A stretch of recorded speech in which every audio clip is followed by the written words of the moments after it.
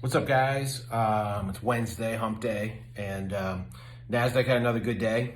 Dow not as much. A little bit of a pullback, less than 100 points, but another, like I said, big day for Nasdaq.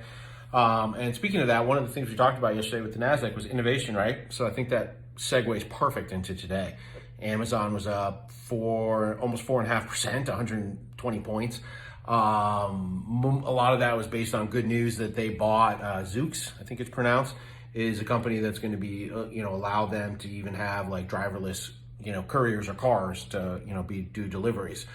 Amazon's just killing it. I noticed that there's a lot of conflicted thoughts on Amazon. I mean, most people love it. Most people use it on a daily basis or weekly basis.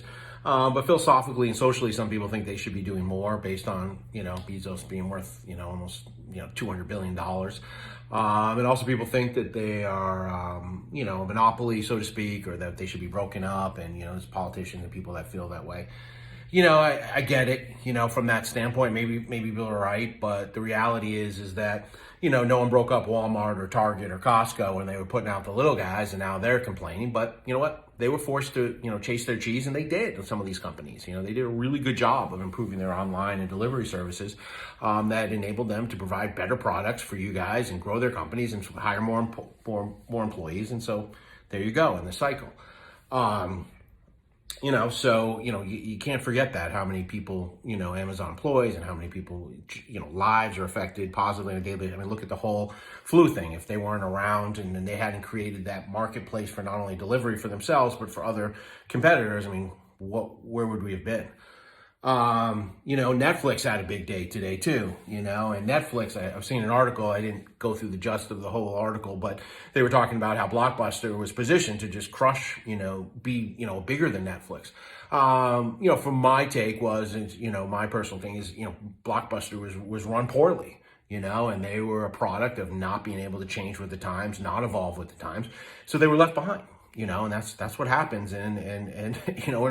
In a free market, the best survive.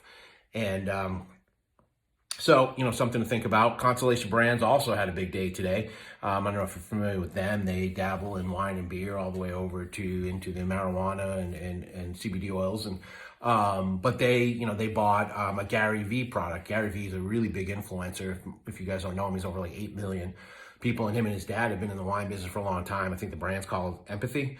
These are examples of companies that are just, innovating and changing and evolving. And if you ever follow Gary Vee, he talks about that. He kind of chides on, parents and, older generations and that give crap to their kids for, using these kind of things and being attached to their phones. And he said, they're doing, what they need to be doing. So, interesting stuff today that kind of followed from yesterday. So anyway, enjoy your hump day. Almost 4th of July weekend. Market's closed on Friday, by the way. So talk soon.